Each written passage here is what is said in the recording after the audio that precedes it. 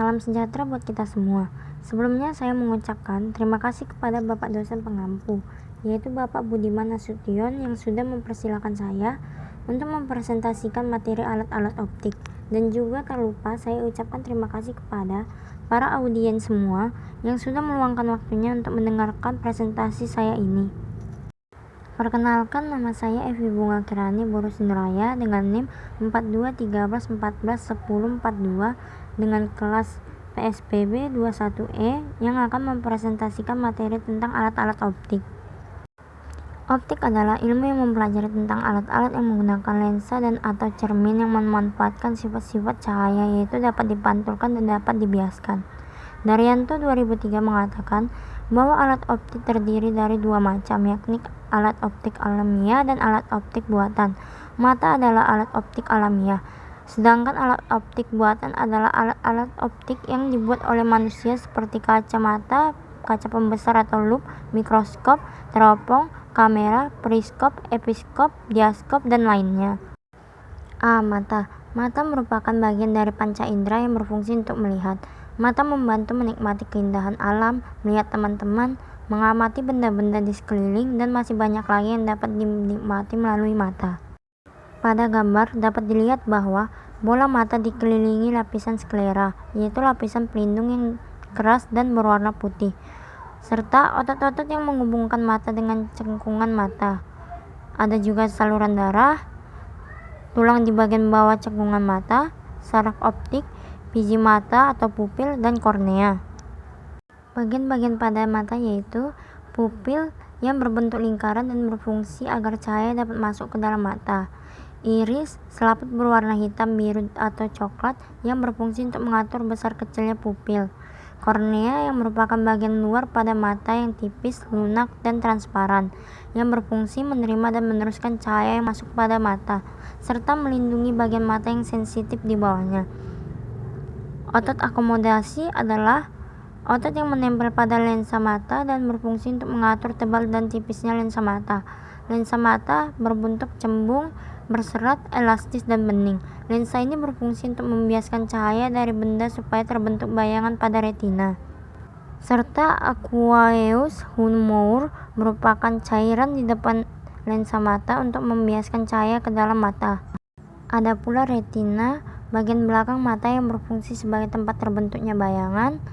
Vitreous humor, cairan di dalam bola mata yang berfungsi untuk meneruskan cahaya dari lensa ke retina. Bintik kuning, bagian dari retina yang berfungsi sebagai tempat terbentuknya bayangan yang jelas. Bintik buta, bagian dari retina yang apabila bayangan jatuh pada bagian ini maka bayangan tampak tidak jelas atau kabur. Saraf mata yang berfungsi untuk meneruskan rangsangan bayangan dari retina menuju ke otak. Bagaimana proses oleh mata? Benda yang berada di depan mata memantulkan cahaya. Cahaya tersebut masuk ke mata melalui pupil yang kemudian akan dibiaskan oleh lensa mata sehingga terbentuk bayangan pada retina oleh saraf. Bayangan tadi diteruskan ke pusat saraf otak sehingga Anda terkesan melihat benda. Daya akomodasi mata. Lensa mata dapat mencembung ataupun memipis secara otomatis karena adanya otot akomodasi atau otot siliar. Kemampuan otot mata untuk menebalkan atau memipihkan lensa mata disebut dengan daya akomodasi mata. Agar benda atau objek dapat terlihat jelas, objek harus terletak pada daerah penglihatan mata, yaitu antara titik dekat dan titik jauh mata. Titik dekat adalah titik terdekat yang masih dapat dilihat dengan jelas oleh mata, sedangkan titik jauh adalah titik terjauh yang masih dapat dilihat dengan jelas oleh mata, jaraknya tak terhingga. Tidak semua mata manusia dapat membentuk bayangan yang tepat pada retina. Ada mata yang mengalami anomali. Ini dikarenakan daya akomodasi mata sudah berkurang, sehingga titik jauh atau titik dekat mata sudah bergeser. Biasa disebut dengan cacat mata. Adapun macam-macam cacat mata yaitu A. Miopia atau raba jauh, B. Hipermetropia atau raba dekat, C. Presbiopia atau mata tua, D. Astigmatisme.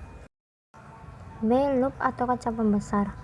Loop atau kaca pembesar adalah alat optik yang terdiri atas sebuah lensa cembung. Loop digunakan untuk melihat benda-benda kecil agar nampak lebih besar dan jelas. Ada dua cara dalam menggunakan loop, yaitu dengan mata berakomodasi dan dengan mata tak berakomodasi. Menggunakan loop untuk mengamati benda dengan mata berakomodasi maksimum cepat menimbulkan lelah. Oleh karena itu, pengamatan dengan menggunakan loop sebaiknya dilakukan dengan mata tak berakomodasi atau mata dalam keadaan rileks. Menggunakan loop dengan mata tak berakomodasi dapat diperoleh bila benda diletakkan pada titik fokus loop.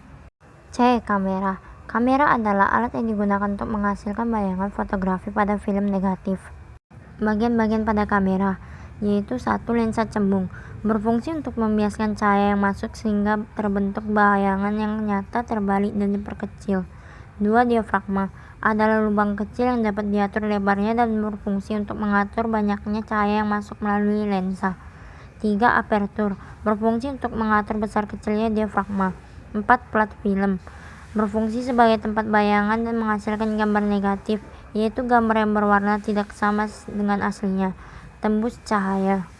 Untuk memperoleh hasil pemotretan yang bagus, lensa dapat digeser maju mundur sampai terbentuk bayangan paling jelas dengan jarak yang tepat. Kemudian tekan tombol shutter. Plat film menggunakan plat seluloid yang dilapisi dengan gelatin dan perak bromida untuk menghasilkan negatifnya. Setelah dicuci, negatif tersebut dipakai untuk menghasilkan gambar positif atau gambar asli pada kertas foto.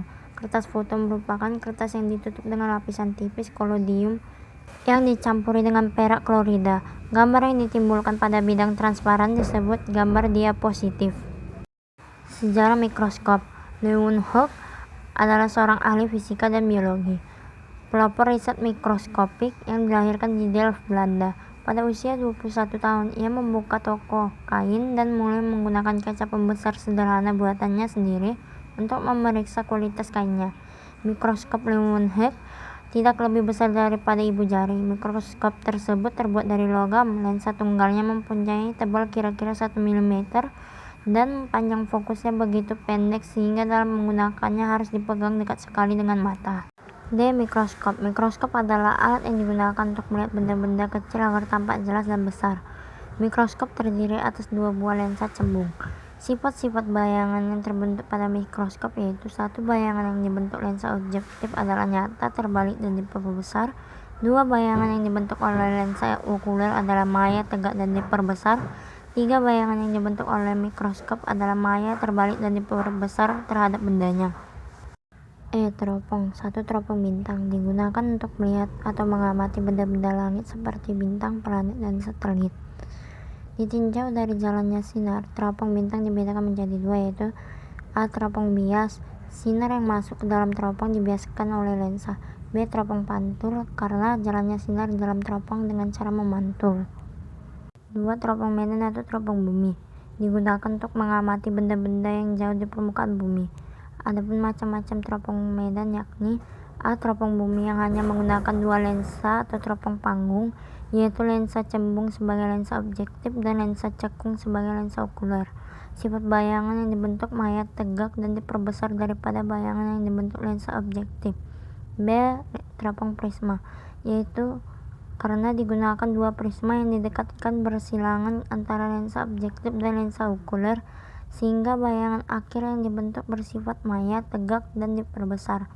F. Periskop. Periskop adalah teropong pada kapal selam yang digunakan untuk mengamati benda-benda di permukaan laut. Periskop terdiri atas 2 lensa cembung dan 2 prisma siku-siku sama kaki.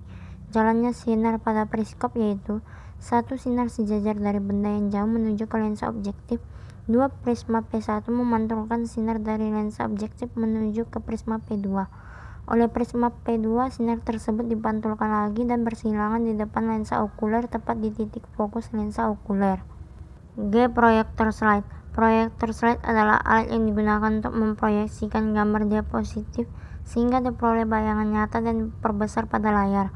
Bagian-bagian yang penting pada proyektor slide antara lain lampu kecil yang memancarkan sinar kuat melalui pusat kaca, cermin cekung yang berfungsi sebagai reflektor cahaya, lensa cembung untuk membentuk bayangan pada layar, dan slide atau gambar diapositif. Jadi dapat disimpulkan bahwa alat-alat optik adalah salah satu atau lebih komponennya menggunakan benda optik seperti cermin, lensa, serat optik, ataupun prisma, serta dengan memanfaatkan prinsip pemantulan cahaya dan pembiasan cahaya.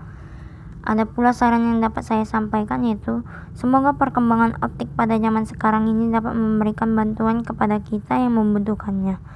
Serta dalam penggunaan perkembangan alat optik ini ada baiknya digunakan pada kegiatan positif, terutama dalam bidang penelitian untuk memajukan ilmu pengetahuan dan di bidang kehidupan lainnya, serta lebih mengurangi ataupun membatasi penggunaan alat optik ini dalam jangka waktu yang berlebihan dan tidak teratur, karena akan menyebabkan kerusakan pada mata dan organ vital lainnya. Maka dari itu gunakanlah sesuai dengan keperluan yang dibutuhkan. Maka dengan harapan apa yang saya sampaikan tadi dapat bisa dipahami dengan baik dan dapat mengaplikasikan alat-alat optik dalam kehidupan sehari-hari. Saya juga mengucapkan terima kasih kepada yang sudah menyimak dan mendengarkan presentasi saya tadi. Semoga kita bisa bertemu di lain kesempatan.